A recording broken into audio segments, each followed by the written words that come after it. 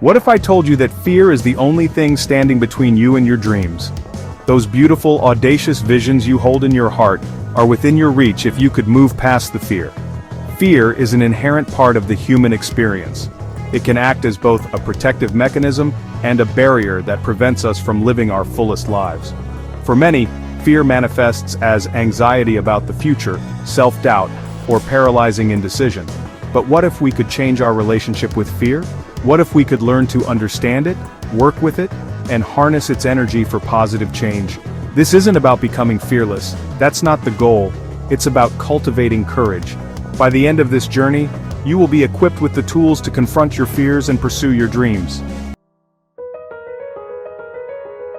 Often our first instinct when faced with fear is to push it away, ignore it, pretend it doesn't exist. But just like that persistent friend who always drops by unannounced, fear has a way of lingering at the edges. So, what if instead of running we turned around and acknowledged its presence? Acknowledging our fear doesn't mean letting it consume us, it means giving ourselves permission to feel it. Think of it as meeting fear for a cup of coffee, not inviting it to move in. This could look like journaling about your fears, honestly and without judgment. Sometimes simply putting our fears into words can diminish their power. Other times we might need a trusted companion on this journey, a therapist, a close friend, a family member. Talking about our fears with someone who listens with empathy can be incredibly liberating. Remember, acknowledging our fear is not a sign of weakness, it's an act of courage. As we start to understand our fear better, we can begin to develop strategies to move through it. Fear distorts our perception, magnifying risks and whispering worst-case scenarios. But what if we could change the lens? What if we could see fear as an opportunity for growth and transformation? Reframing isn't about denying fear, but choosing a more empowering perspective. It's about recognizing that within every fear lies a seed of possibility. Think about a time you felt fear but chose to move forward anyway. How did it feel on the other side of that fear? Did you discover a hidden reservoir of strength? Reframing involves challenging those negative thought patterns that keep us stuck. When fear whispers, "You're not good enough," counter with, "I am worthy and capable." By consciously choosing more empowering thoughts, we can shift our perspective from fear to possibility. Our minds can be relentless critics, especially when we're facing fear. But what if we could change the tone of that internal dialogue? What if we became our own biggest cheerleaders? Positive self-talk isn't about ignoring reality, but focusing on thoughts that empower us. It's about treating ourselves with the same kindness and compassion we would offer a dear friend. When fear whispers, "You're not ready for this," counter with, "I am capable of learning and growing." Imagine your mind as a garden. Negative self-talk plants weeds of doubt, while positive self-talk cultivates resilience and self-belief. Start by becoming aware of your inner critic. Challenge and reframe negative thoughts. Positive self-talk is a skill that requires practice. As you cultivate a more supportive inner dialogue, you'll be amazed at the positive impact it has on your life. Fear has a way of making mountains out of molehills, but what if instead of tackling the entire mountain, we focused on taking one step at a time? Breaking down a large goal into smaller, manageable steps can make the process feel less daunting. Each step, though challenging, feels achievable. As we conquer each step, we gain momentum and confidence. Think about a time you achieved something that initially felt overwhelming. Chances are, you broke it down into smaller milestones and celebrated each victory. When fear whispers, "This is too much," remind yourself, one step at a time. Progress, not perfection, is the name of the game. As we continue to chip away at our fear, one step at a time, we'll eventually find ourselves standing at the summit. Fear loves to keep us trapped in a cycle of what-ifs and worst-case scenarios. But what if we could hit the pause button on that relentless mental chatter? Mindfulness is the practice of bringing our attention to the present moment, without judgment. It's about noticing our thoughts, feelings, and bodily sensations without getting swept away by them. When we practice mindfulness, we're not trying to empty our minds but gently redirecting our attention back to the present moment. There are countless ways to cultivate mindfulness in our daily lives. Simple practices like mindful breathing or body scan meditations can help. The more we practice mindfulness, the more we develop the ability to observe our thoughts and feelings without getting caught up in them. We begin to recognize that we are not our thoughts, we are the observer of our thoughts.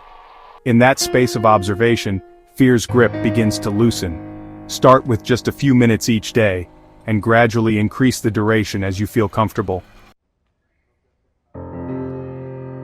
We weren't meant to go through life's challenges alone, yet when fear takes hold it can make us want to isolate. But the truth is, everyone experiences fear. Building a support system means cultivating meaningful connections with people who accept us for who we are. This could look like confiding in a trusted friend or family member, joining a support group, or seeking guidance from a therapist or mentor. It's about surrounding ourselves with people who lift us up and inspire us to be our best selves. When fear whispers, "You're on your own," counter with, "I am surrounded by love and support." Remember, vulnerability is not weakness, it's the birthplace of connection and courage. It's in allowing ourselves to be seen, heard, and supported that we find the strength to overcome our fears. Vulnerability often evokes discomfort, a sense of exposure. We're taught to armor up, to project an image of strength and invincibility. But what if vulnerability is the key to unlocking deeper connections and greater courage? Embracing vulnerability means allowing ourselves to be fully seen without pretense. It's about showing up in the world with our hearts open, even when it feels risky. When we allow ourselves to be vulnerable, we give others permission to do the same. We create a space for authentic connection where we can be our true selves. Start by practicing vulnerability in small ways. Share a personal story with a trusted friend or express your appreciation for someone you care about. As you experience the transformative power of vulnerability, you'll find it easier to embrace it in bigger, bolder ways. Failure can evoke feelings of shame and make us want to retreat, but what if we could shift our perspective on failure? What if we embraced it as a valuable teacher, a stepping stone to growth and resilience? Every successful person has encountered setbacks and failures along the way. The difference is, they didn't let those experiences define them. When we reframe failure as a learning opportunity, we open ourselves up to possibilities. The next time you experience a setback, approach it with curiosity. Ask yourself, what can I learn from this experience? How can I use this as an opportunity to grow? Embrace the lessons, dust yourself off, and keep moving forward. Life is full of ups and downs, but within each of us there's an inexhaustible well of resilience. Resilience isn't about being superhuman, it's about cultivating an inner strength. It's about developing a mindset that views setbacks as opportunities for growth. When we cultivate resilience, we're not simply enduring hardship, we're transforming it into fuel for growth. One powerful way to cultivate resilience is through the practice of gratitude. When we focus on what we're grateful for, it shifts our perspective from scarcity to abundance. Remember, resilience is a muscle we can strengthen through practice and conscious effort. Sometimes the most inspiring stories of courage come from those who have stared down their fears. These aren't tales of superhuman feats, but everyday people who found the strength to confront what scared them most. Their stories remind us that overcoming fear is a journey marked by small victories and occasional setbacks. Take, for instance, the fear of public speaking. Many have overcome this fear by starting small, joining supportive groups, and gradually building their confidence. The key takeaway is that overcoming fear is an individual journey.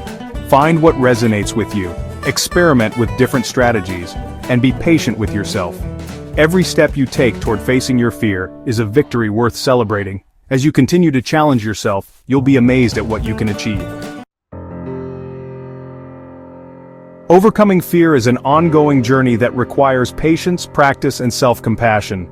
Acknowledge your fears without judgment, embrace vulnerability as a strength, and celebrate every small victory. Your story matters. By sharing your experiences, you contribute to creating a supportive community. If you found this video helpful, please like, share, and subscribe for more content focused on personal development, self-improvement, and achieving your goals. Comment below with your own experiences overcoming fear. Let's create an inspiring dialogue together. The information provided in this video is intended for educational and informational purposes only. If you are experiencing significant fear or anxiety, seek help from a qualified mental health professional. Always consult with a healthcare provider regarding any personal concerns or before making changes to your mental health practices.